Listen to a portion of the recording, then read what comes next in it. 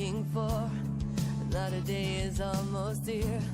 Until the day at least you will say it's like the end of time. When I know it come to me, I do believe it can be real. Until the day at least you will say it's like the end. Hey, no, it could be so true, and it could be so full, but to everyone they want to say that they could be a superhero, be another woman, be a powerful man, anything they want to play.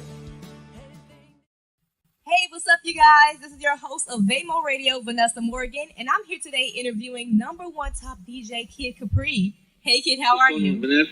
How you doing? I'm awesome. I'm so glad to be speaking with you today. Yeah, me too. I'm glad to speak to you. What's going on with the day? So, Kid, so you've been known for a long time with the DJ role and Def Comedy Jam, and you've grown such a huge name for yourself. So tell us, how did it all start for you, like with your career? Well, I mean, it really started when I decided to sit on the street corner and play in sell my mixtapes and play in a place called the S&S Club and the Zodiac Club. But it started way before then, before I started making money and becoming known and stuff like that. I was doing it, many years before that. But then when I started getting known, it started becoming a little different. And I wanted to get on the radio station. They didn't want me on the radio station, so I had to figure a way to become my own radio station. So I made these mixtapes and I went on the street corner, sold them, and got real popular from that. And next thing you know, my first album deal came, my first radio deal came with BLS, my first tour came, then my first TV show, Def Comedy Jam, came. And the rest was history. Everything since then just been a roller coaster. It was going and going. So I've been very blessed to be here all these years from just deciding to sit on the street corner and sell mixtapes. Man, that's what's up. That shows a lot of hard work goes a long way. So that's really, yeah, it does. That's yes, amazing. Yep. Now, Kid, you also worked with some of the top names in the music industry. I'm just throwing a couple names out there, including Tupac, P. Diddy, Usher, Nas, Jay-Z, and there's a whole bunch of others that you've been working with. So can you tell me, or can you recall, what experience was it like working with these multi-platinum artists? You know what? These guys, they multi-platinum artists and rich guys and wealthy guys and stuff like that, but they're regular human beings, man. We all human. Mm-hmm. So at the end of the day, when people see them in a light, they look at them one way because they they're celebrities and they do what they do. But then when you are a celebrity and you're around them, they regular people just like anybody else. It's just that they're under scrutiny all the time. So you look at them in a certain kind of way, which you should, because they put the type of work in it that should be respected, as long as they keep it respectful. But right. But you see these people, man, you talk to them, you forget that they're celebrities. I remember one time Prince sat with me, and I did a party in New York. It was almost like an exclusive club. You had to be a certain type of person to get in there, I guess.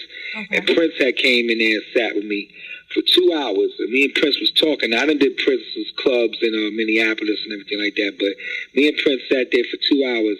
And with me and him sitting there talking, I'm forgetting this guy's Prince because he was just so cool. He was so different from what he does in the public, that you forget that this is a different person, and when you get a chance to talk to him, you got a chance to talk to him and see how he was, totally different, and that's the ambiance of it, is you get a chance to see what they really are. You know what I mean? So when I'm around these guys, man, it's just a normal thing. It's a blessing. It's a beautiful blessing, of course, but everybody's regular. Definitely. I really appreciate it. You mentioned that as well. A lot of people do forget that, not only I know they are artists and they're under the spotlight all the time, so it is, like you said, you always see this one side of them, but they are regular people. People love to laugh, have fun, chill. So it's real cool that you actually get to meet those kind of people, their other personality of who they really are. That's awesome. And there's people that's regular people, that's just civilians that, aren't in the business, and they have a way worse attitude than a lot of the industry people. Yeah. But then there's industry people that they're not, their attitudes could be bad too, to the point where you could turn them, it could turn you off from them. So it's just a matter of how much you respect your job and how much you respect your position and how much you respect the people that look at you. You know, you get caught up in the industry and you forget what it's really about. Then you'll take it somewhere else. But I've been fortunate enough to have loyal fans, and I love my fans and respect my fans. So I look at what I do and I focus on me. So definitely. So those artists I mentioned, those artists before that you went on tour with, and you're currently touring now and selling out shows on your own. So tell me, how's that been like for you? Touring in 2018 and now 2019. Compared to your previous tours. I mean, I've been touring all my life. I've been on 25 tours, but I also been on tour by myself all the time. I'm on the road every week. So it's a natural, it's a normal thing with me. I've been doing it. I've been touring heavy, starting since 1990. And really never stopped. I'm the first dude in hip hop to own 2 tour buses before people started buying buses because of all the traveling I was doing and still doing. So yeah, I remember when I got big, the DJ wasn't really getting respected as much as they should have. My whole vision was that the DJ is an artist and you got to respect him as one. Don't look at him as just somebody just playing records, and that's not how I wanted to be looked at.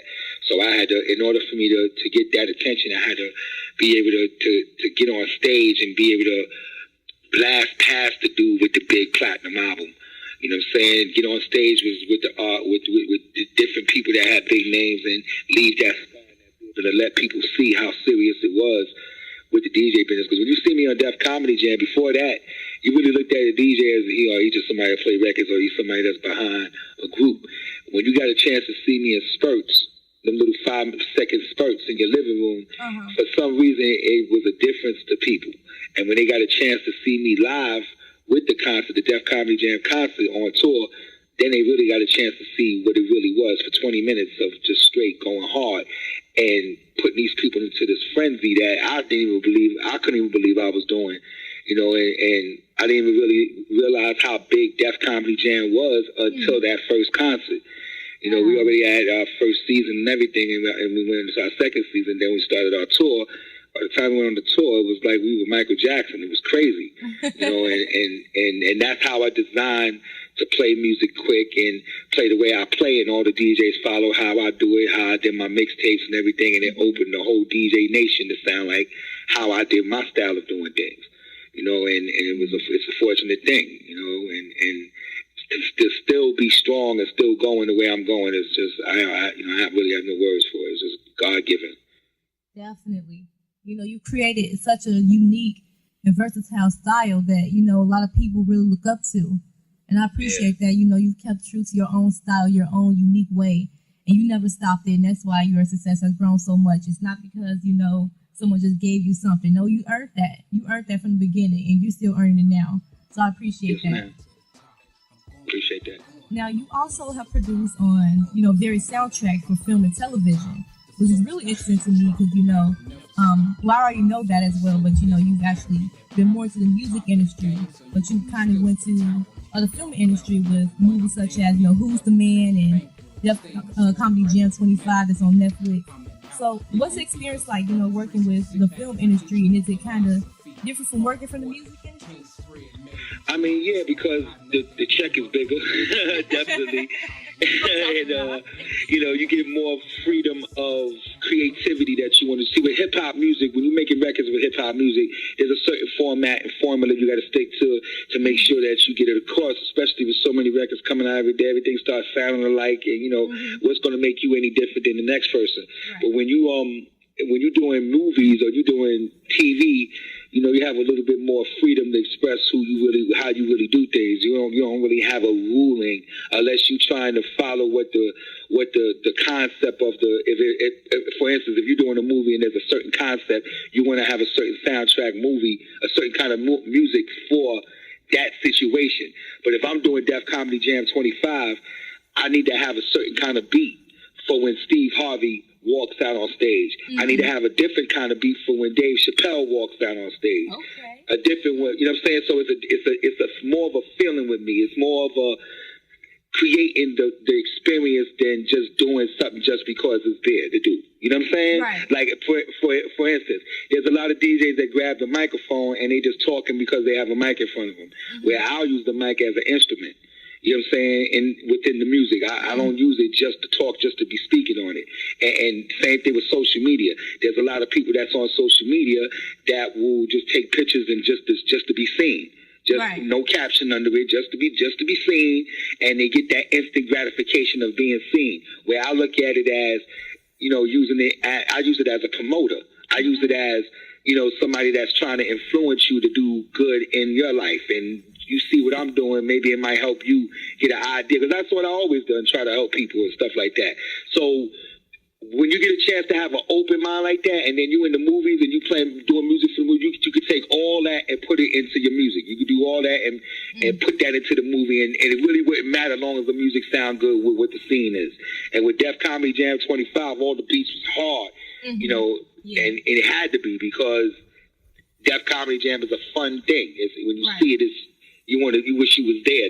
That's what made the New York shows so crazy. In the early Def Comedy Jam shows, it was the crowd, looking at the crowd and how crazy they were going. So it was easy to know what to play and what to put together for them because you're in that energy of the room at the time. You know what I'm saying? Yep. So definitely. Yeah, it works out. Yeah, definitely. Man, that's crazy. You know, going back to what you said earlier, with you actually being able to grasp this thing from a young age, not a young age, but you know, a young time. And you're like, I'm not calling you old. Don't get it off as I'm calling you old. I'm not calling you old, okay? I'm old now. But, you know, like you said, you know, you actually won a Grammy. You're a Grammy-winning producer, and you've done so much in your lifetime. And can you tell me, how did that feel to actually win the Grammy? You know, a lot of people haven't even made it to that stage yet. So how was that for you? I mean, well, I didn't accept the award on stage. They gave me the Grammy from the Academy, which is just as good. I'm looking at the award, the Grammy right now on my wall. To win that, you know, when that's an achievement. Look, Quincy Jones is a friend of mine. At one time he showed me 55 Grammys that he won. You know, to win 55 Grammys, there'll never be nobody bigger than Quincy Jones as far as the producer is concerned. He's the top, just like Michael Jackson's the top, and he produced Michael Jackson, made Michael Jackson's biggest album, both of Michael Jackson's biggest albums. So you're never going to get bigger than him. So to get one Grammy, to get one, you know, today, you know what? Let me tell you a short story real quick. I was on a plane with Jamie Foxx one time recently. Okay. And Jamie Foxx told me that they wanted to give him an Oscar. When he won the Oscar, not that they wanted to give him, he won the Oscar, and he gave the Oscar back to them. He said, because, kid, me having an Oscar on my wall looking at that every day, he said, it changes you. You'll start talking different. You notice you have an Oscar, and it just makes you be different. You know what I'm saying? He said, I didn't want that. He said, so I gave them the Oscar so I wouldn't see it every day. Now, I guess that depends on the individual, because I like looking at my Grammy every day. You know what I'm saying? So, you know, but, you know, that's dope that he's humble like that to say that. And, you know, it made me think like, yeah, you know what, he's right. But that, you know, that doesn't apply to me because I'm not a actor. You know what I'm saying? I'm in the music business, you know. And besides that, I always been grounded. So, you know, it's not a big deal. But to see that, and then 20 years, to see me get a Grammy with Jay-Z, and then 20 years later, be on another Grammy, 7 Grammy winning album, which is with Kendrick Lamar, that's amazing. Yeah. You know, the Damn album, I'm all through the album. So to be on that album and to win a Pulitzer Award, and I'm on that album, I'm in an historical album, 2 historical albums, 20 years apart from each other. You know, that's amazing within itself. And then to right now have a show, a Sirius XM radio show, and have all the listeners that I have after all these years, you know, it's amazing to see that. To see all the crowds that I bring, places I sell out everywhere I go, to see those people pay them tickets every time I'm out. That's still amazing. That's amazing to me. Because in this business, they say you get 10 years. 10 years you're here and then you're gone. You know, you're here for a decade and then the next era comes in and, you know, the next generation comes in and it's over. Right. I've been able to last through 3 generations. Yeah. You know what I'm saying? Heavy. Hard work. You know what I'm saying? Yeah, hard work and just dedicated. And more than hard work, not allowing anybody to tell me when to come and go. Right. That's where it is. When you start letting people tell you too old for this, or you know, a different generation that. No, I'm every. They doing a movie on me right now. It's called Mr. Every Era. I'm every era. You know what I'm saying? Yeah. You know what I mean? So that you gotta approach it like that. Can't let nobody tell you you're not good or you can't do this, you can't that. As long as you bring the good product and you bring the right things, you know, that's what's gonna work. You know, you've also recently DJ'd at venues for Jay-Z's Oscar Party 2018. Hey! The Oscar Party, yeah, that was crazy. DJ Khaled's birthday party, and also even the New York International Auto Show with Toyota. And I know, I wanted to ask you. I just did Diddy's party recently, his birthday party. Woo, really? Oh, man, congratulations. I love Diddy. That was crazy. I do so much stuff, man. Mm-hmm. You know, it's all the same to me. I'm about to do Rick Ross's birthday party this Sunday. Man, that is crazy. Let me know how that goes. That sounds amazing. Yeah, no doubt. Man, you don't never stop working. I like that the hustle is real. I love that. Mm-hmm. And then, you know, I wanted to ask you, you know, is DJing still a skill that comes easy to you? Or is that something like, you know, it's been so many years now, and, you know, this is your baby pretty much. It's your baby, this is what you do. But is it still something that comes easy to you, or does it kind of, you know, dwindle down along the way? Nah, it still come easy to me. It's still, because I've been doing it all my life. It's a sixth sense. It's easy for me because I've been in it, embedded in it. You know what I'm saying? I started a revolution with the DJ business, with the mixtapes, with the whole I made the DJ business a real business now. You have to look at it and approach it as a real business now. So with that being said, if I'm flying first class everywhere, getting paid all this amount of money to go stay in beautiful suites, see the country and see the world, I did that for nothing. You know what I'm saying? So what do I have to complain about? That, you know, to see that and see how far I became, how far I've gone with this, like, it's still brand new to me. As much work as I've done, I still feel like it's brand new. But it's a part of me. It's something that's easy. Now, if you want to talk about how many DJs there are that technology made it easy for everybody to be a DJ, then you're talking about a different story. Because if I look at it as a whole, the DJ business got very corny to me. It's only special to me because I think about what I do. I stay focused on me and what I do. But if I had to worry about everybody else and think about it as a whole, it's corny because anybody could do it. You got celebrity DJs. You got people who don't know what they're doing, just grabbing a computer with a bunch of MP3s and calling themselves a DJ. It's just making whack. You know, so, but I've been in it and planted my feet in it and did what I did for the culture. So that excludes me because people know what it is with me. You know, that's why I don't play on the controllers and the little technology controllers. You know, I play on the regular turntables like I've been doing because that's what people want to see, and that's what I'm used to doing. What do we look forward to when you from DJ Kid Capri in 2019? Now, 2019 is a brand new year, fresh start. What do you look forward to? I mean, there's a bunch of things, but one thing that's very important is my foundation, GIV-A-KID Foundation. That's where I've been, you know, taking care of kids and going to kids' schools and stuff like that, and you know, giving them school supplies and throwing shows. And you know, Puerto Rico problem came up, we wanted to go and help them over there. The Houston problem came up, we wanted to go and help them over there. So this year we focused big on GIV-A-KID. A lot of people are sending me a lot of different things, a lot of different endorsers sending me stuff and put me in different positions to make things good for the kids, man. You know, I've been taking care of kids since before I was even known. You know, right? So we had a place called Kingsbridge Community Heights. I take care of the previous children in the same building. I used to be a women's rape. Well, I wasn't a women's rape counselor. I used to counsel women that was raped. And you know, so I always been trying to help people with stuff, and even with the business, you know. I was able to try to create a lane so people could take care of their families and take care of themselves. You know, I had a dude walk up to me, yo, kid, you're the reason why I'm not robbing somebody right now. I follow what you do, and you know, I'm able to take care of my family. I'm not going up in somebody's window right now. You know, you hear stuff like that, you know, innovate. So I've always been trying to open a door, try to create a lane for somebody to get taken care of or something. But with kids, it's very different. Like, you know, there's a lot of kids out here that don't have families, that don't have fathers at home. And they, you know, the street becomes their father. They make the wrong decisions about the street code, and they end up getting into a gang, and the gang becomes their father because the gang looks out for them. But once that guy goes to jail, that gang can't do nothing. That gang's not there to help them. They're alone, and as long as they don't snitch, you good. But at the end of the day, it all starts with the home first. So, like I said, a lot of kids don't have fathers, and so you can't really blame them what they learn in the street. It's hard for single mothers to control a rebellious young man.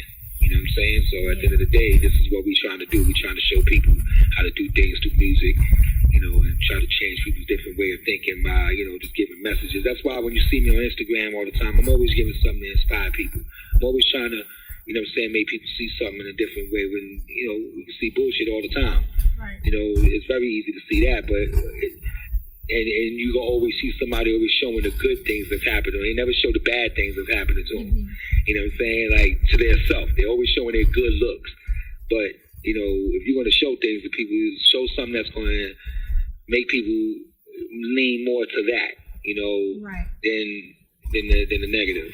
That's what I think. I don't want to see ass in my face at 7:30 in the morning as soon as I wake up. That's the first thing you think about doing before you brush your teeth. Wash your behind, any of that. You post a picture of your ass poked out on the internet at 7:30 in the morning. That's the first thing you think about doing. Yeah. It's like, come on. When you start thinking in this way, this is how the kids is going to think it's going to be all right to be. Definitely. Just got to make sure that people understand. So, anytime people can go to www.give-a-kid, GIV-A-KID.com and see what I'm doing up there. You want to donate and help out, you can do that. You can donate $1.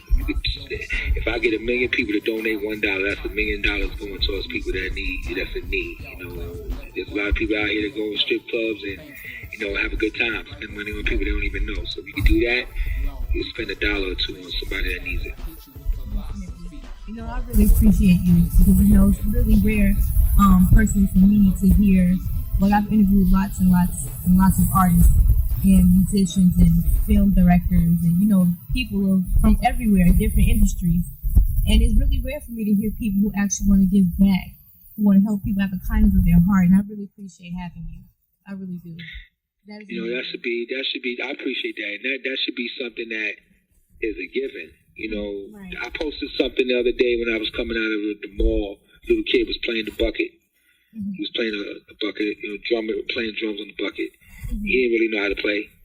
When I stopped and played, I showed him how to play drums. I play drums. I showed him how to, hold his hand and whatever. And I didn't know I was being videoed at the time. And somebody posted a video, and I seen it, and I reposted it, and it touched people so much. But this is something that I do all the time. This is something that the camera don't see. That people pay me $20 for my mixtapes, and I sit on the street corner. So whenever I see somebody on the street corner, I give them $20. That's what I do. You know what I'm saying? But this is something that everybody should do, and if everybody had that type of way of thinking, a lot of things would be better. It may not be the cure to everything, but at least it's a good way to get the direction going. You know what I'm saying? Right. And that's what it's about. So I try to do my part as much as I can. Most definitely. And Kid, also, if I can ask you, is there any advice that you could give to an upcoming and aspiring DJ? What would it be? Be a real DJ. Don't do anything just because it look cute. You know what I'm saying? Yeah, we look good. People, you see things and you want to be a part of that. And the music industry is very influential. The sports industry, very influential, especially the black people. You know what I'm saying? But whatever you do, always do it because you really want to do it. Don't do it because Kid Capri did it or because this one did it or that one. Do it because you really like it, you really want to be a part of it, and you really want to do what it takes to make the job, to be good at the job and successful at the job. Other than that, you ain't really true to yourself. You know what I'm saying? You just trying to run with the train. And that may not be your niche. And people can see that. When you're not really real in what you do, people can see that. People can look through that and see it. That's why I always say, I want you to feel me more than hear me. Definitely. You guys, this has just been an amazing interview with Kid Capri. And you can listen to this interview again on vamo-radio.com You guys, again, if you have just a little bit of kindness in your heart, go to GIV-A-KID.com. That's GIV-A-KID.com. You guys just give a little, even if you got a little bit of change, just give $1 or something, anything that you could give to help these people out, because, kids behind it, I'm behind it, I'm helping support it, I promote it as well. And, you just have a little bit of kindness in your heart to just make things even a little bit better. I promise you, we appreciate it as much as we can. Kid, thank you so much for your help. Is there anything you'd like to say?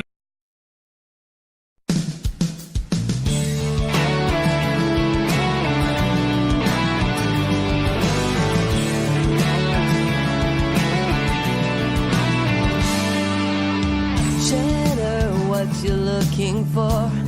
Another day is almost here. Until the day at least you will say it's like the end of time when I know it come to me.